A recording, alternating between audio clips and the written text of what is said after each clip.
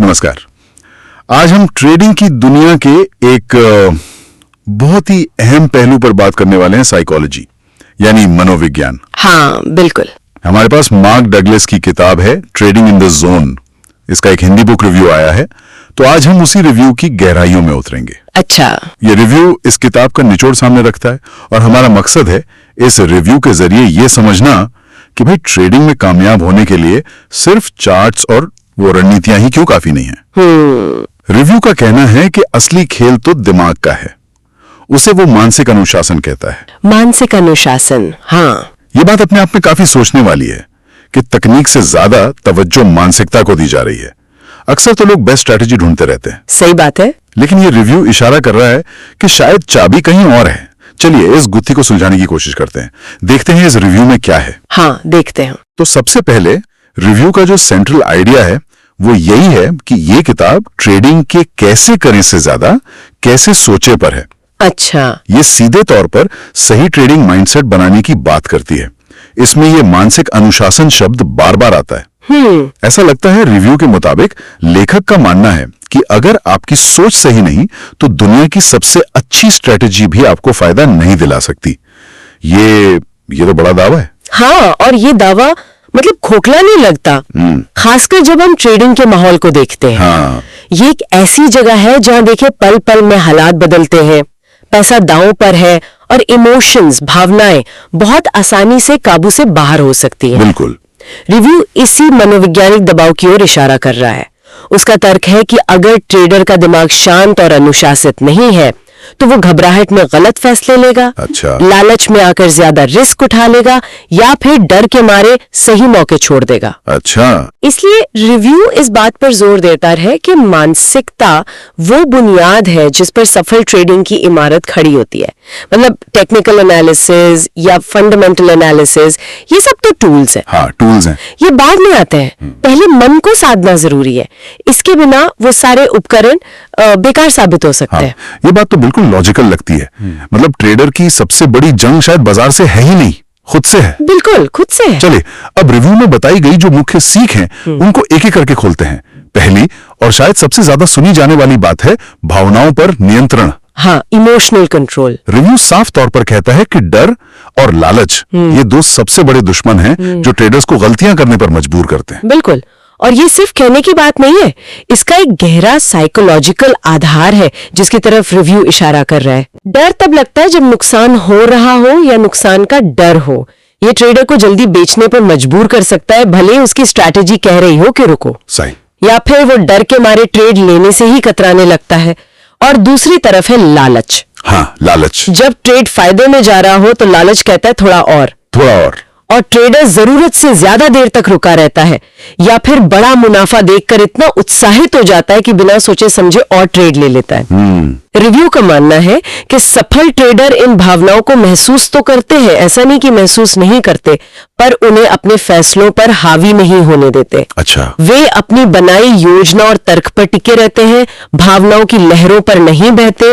ये एक सक्रिय मानसिक अभ्यास है, कोई मतलब नेचुरल चीज नहीं है ये। यानी भावनाओं को खत्म नहीं करना, उन्हें मैनेज करना सीखना है। बिल्कुल। ताकि वो हमारे फैसले डिक्टेट ना करें। बिल्कुल। ये वाकई एक चुनौती होगी, खासकर जब बाजार बहुत तेजी से ऊपर नीचे हो रहा हो।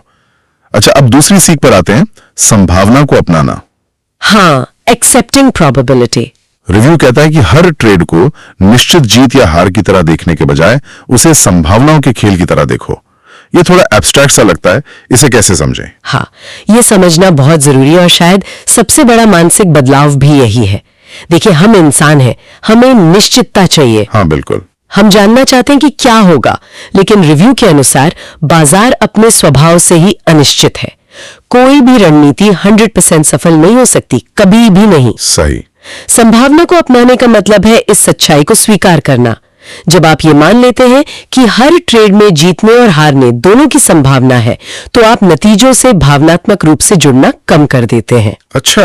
एक हारा हुआ ट्रेड आपकी काबिलियत पर सवाल नहीं उठाता और एक जीता हुआ ट्रेड आपको ये महसूस नहीं कराता कि अब आप हार ही नहीं सकते। रिव्यू का इशारा है कि पेशेवर ट्रेडर अपनी रणनीति की लंबी अवधि की संभावनाओं पर फोकस करते हैं, न कि किसी एक ट्रेड के नतीजे पर। ओके। मान लीजिए आपकी रणनीति 60% समय काम करती है, तो आप जानते हैं कि 10 में से 4 ट्रेड शायद नुकसान देंगे और आप इसके लिए मानसिक रूप से तैयार रहते हैं। हाँ। ये सोच आपको हार से जल्दी उभरने और जीत पर संयमित रहने में मदद करती है। तो ये एक तरह से एक्सपेक्टेशंस को रियलिस्टिक बनाने जैसा है। बिल्कुल, यथार्थवादी बनाना। अगर आप हर ट्रेड से जीतने की उम्मीद करेंगे तो निराशा तो होगी ही, लेकिन अगर आप प्रोसेस और लॉन्ग टर्म प्रोबेबिलिटी पर ध्यान देंगे तो मानसिक स्थिरता बनी रहेगी। ये दिलचस्प है। हाँ। अब तीसरी सीख की बात करते हैं, जो है ट्रेडिंग प्लान पर भरोसा। रिव्यू की सलाह है कि एक अच्छी तरह सोची समझी योजना बनाएं और फिर उस पर टिके रहें। बार बार अपनी रणनीति बदलना या हर छोटी मोटी हरकत पर जरूरत से ज्यादा सोचना नुकसानदेह हो सकता है। और ये सीधे तौर पर पहली तो सीखों से जुड़ा है। हाँ, सही। अगर आप अपनी भावनाओं पर काबू रखना सीख गए हैं, पहली सीख, और संभावनाओं में सोचना शुरू कर दिया है, दूसरी सीख, तभी आप अपनी योजना पर टिके रह पाएंगे। अच्छा। रिव्यू अनुशासन के इसी पहलू पर जोर देता है। बाजार आपको लगातार आपकी योजना से भटकाने की कोशिश करेगा। कोई नई खबर आएगी, कोई एक्सपर्ट कुछ कह देगा, या अचानक बाजार में तेजी या मंदी आ जाएगी। हाँ, होता है। ऐसी स्थिति में अपनी भावनाओं या बाहरी शोर के आधार पर योजना बदलना बहुत आसान होता है। लेकिन रिव्यू कहता है कि एक परखी हुई योजना पर टिके रहना यही अनुशासन का प्रमाण है।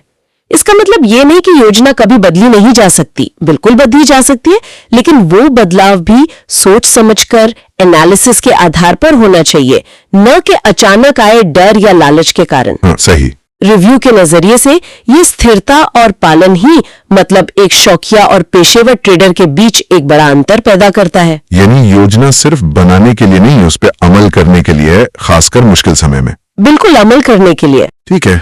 चौथी सीख भी मुझे इसी कड़ी से जुड़ी हुई लग रही है, हर ट्रेड को अलग मानना है। हाँ, ये भी जरूरी है। रिव्यू का कहना है कि पिछले ट्रेड का भावनात्मक बोझ अगले ट्रेड पर ना आने दें। चाहे पिछला ट्रेड बहुत मुनाफे वाला रहा हो या नुकसान वाला, हर नए ट्रेड को एक नई स्वतंत्र घटना की तरह देखें। ये मनोवैज्ञानिक रूप से बहुत मुश्किल हो सकता है, जैसा कि रिव्यू भी मानता है। हाँ। सोचिए, किसी ने लगातार 3 ट्रेड में पैसा गंवाया। अब चौथे ट्रेड का मौका सामने है, जो उसकी रणनीति के हिसाब से सही है, लेकिन पिछले नुकसान का डर उसे रोक सकता है। वो शायद ट्रेड लेने में हिचकिचाए या बहुत छोटा ट्रेड ले। इसे रिवेंज ट्रेडिंग से भी जोड़ा जा सकता है, जहां पिछले नुकसान की भरपाई के लिए ट्रेडर ज्यादा जोखिम लेता है। अच्छा, रिवेंज ट्रेडिंग। हाँ, दूसरी तरफ लगातार जीत से ओवर कॉन्फिडेंस आ सकता है।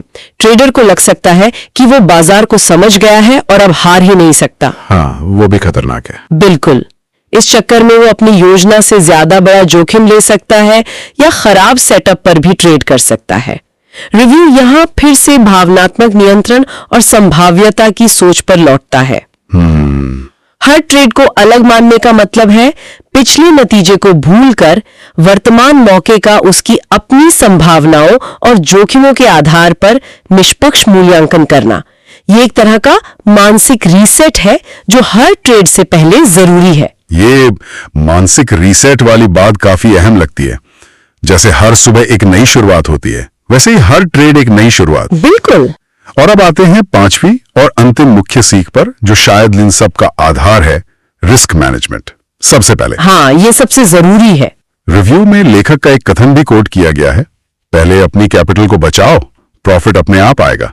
ये तो बहुत सीधा और शक्तिशाली संदेश है। बिल्कुल, और ये सिर्फ एक कहावत नहीं है, ये ट्रेडिंग में लंबे समय तक टिके रहने का मूल मंत्र है, जैसा कि रिव्यू जोर देकर कहता है। आप चाहे कितने भी अच्छे भविष्य वक्ता हो या आपकी रणनीति कितनी भी शानदार क्यों ना हो, अगर आपके पास ट्रेड करने के लिए पैसा ही नहीं बचेगा तो खेल खत्म। सही बात है। रिव्यू का तर्क है कि लाभ कमाने की चाहत से पहले अपनी पूंजी को सुरक्षित रखने की प्राथमिकता होनी चाहिए। इसका मतलब है हर ट्रेड पर आप कितना जोखिम ले रहे हैं उसे कंट्रोल करना। ओके। स्टॉप लॉस लगाना, पोजीशन साइजिंग का ध्यान रखना, ये सब इसी का हिस्सा है। अगर आप अपनी पूंजी का एक बड़ा हिस्सा एक ही ट्रेड में दांव पर लगा देते हैं तो एक गलत अनुमान आपको बाजार से बाहर कर सकता है। रिव्यू का मानना है कि अच्छा रिस्क मैनेजमेंट ये सुनिश्चित करता है कि आप छोटे मोटे नुकसान झेल सके और बाजार में बने रह सके, ताकि जब आपकी रणनीति काम करे तो आप उसका फायदा उठा सके। ये एक डिफेंसिव स्ट्रेटजी है जो आक्रामक लाभ कमाने से ज्यादा जरूरी है। तो ये थी रिव्यू से निकली 5 मुख्य बातें। भावनाओं पर काबू, संभावनाओं में सोचना, योजना पर टिकना, हर ट्रेड को नया मानना और सबसे पहले रिस्क मैनेजमेंट। तो एक बटन की तरह काम कर सकती है जो लगातार एक ही तरह की गलतियां दोहरा रहे हैं। Reset button. खासकर मनोवैज्ञानिक गलतियां, ये उनकी सोच को बदलकर नतीजों को बदलने में मदद कर सकती है। तो इन सबका निचोड़ क्या निकलता है? ऐसा लगता है कि रिव्यू के मुताबिक इस किताब की असली कीमत नई ट्रेडिंग तकनीकें सिखाने में नहीं, बल्कि ट्रेडर के दिमाग को ठीक करने में है। हाँ, ये बात रिव्यू की रेटिंग 4.55 और उसके द्वारा बताए गए फायदे और नुकसान से भी साफ होती है। अच्छा, फायदों में वो माइंडसेट डेवलपमेंट, प्रैक्टिकल साइकोलॉजी और लॉन्ग टर्म ट्रेडिंग हेल्थ जैसी बातें गिनाती है। ये सब सीधे तौर पर दिमाग और सोच से जुड़े हैं। हाँ बिल्कुल। दूसरी तरफ कमियों में वो लिखती है कि इसमें स्ट्रैटेजी की बारीकियां कम हैं और ज्यादातर ध्यान माइंडसेट पर ही है। ओके, ये इस बात की पुष्टि करता है कि रिव्यू उसे मुख्य रूप से एक मनोवैज्ञानिक मैनुअल के तौर पर देख रहा है। ये उन लोगों के लिए है जो समझ चुके हैं कि उनकी ट्रेडिंग की समस्या तकनीक में नहीं, बल्कि उनके अपने डर, लालच, अनुशासनहीनता या गलत उम्मीदों में है। ये उन्हें उन मानसिक गांठों को खोलने में मदद करने का दावा करती है। तो संक्षेप में इस बुक रिव्यू का सार यही है कि ट्रेडिंग में सफलता का रास्ता तकनीकी ज्ञान के साथ साथ और शायद उससे भी ज्यादा मानसिक मजबूती से होकर गुजरता है। हाँ, मानसिक मजबूती। अपनी भावनाओं को समझना और नियंत्रित करना, बाजार की अनिश्चितता को स्वीकार करना, अनुशासन के साथ अपनी योजना का पालन करना, हर ट्रेड को निष्पक्षता से देखना और अपनी पूंजी की रक्षा करना। रिव्यू के अनुसार यही वो स्तंभ हैं जिन पर लगातार मुनाफा कमाने वाले ट्रेडर टिके होते हैं। बिल्कुल। और इस पूरी चर्चा से एक विचार मन में आता है जो सीधे रिव्यू में शायद न कहा गया हो, पर उसके विश्लेषण पर आधारित है। अच्छा, क्या रिव्यू ट्रेडिंग में सफलता के लिए हमारी आंतरिक मनोवैज्ञानिक अवस्थाओं, हमारे डर, लालच, अनुशासन, हमारी सोच पर इतना बल देता है? तो क्या ये जो मानसिक अनुशासन और भावनात्मक नियंत्रण के सिद्धांत हैं, ये सिर्फ ट्रेडिंग तक ही सीमित है, या फिर जीवन के दूसरे हाई प्रेशर वाले क्षेत्रों, जैसे कि कोई बड़ा ऑपरेशन करने वाला सर्जन हो, दबाव में खेलने वाला खिलाड़ी हो, या महत्वपूर्ण निर्णय लेने वाला कोई लीडर, क्या उनके लिए भी मन को साधने के ये सिद्धांत उतने ही कारगर हो सकते हैं? ये वाकई एक गहरा सवाल है।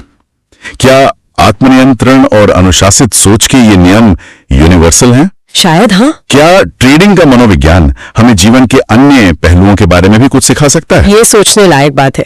इसी विचार के साथ आज की ये गहन पड़ताल यहीं समाप्त करते हैं। बिल्कुल।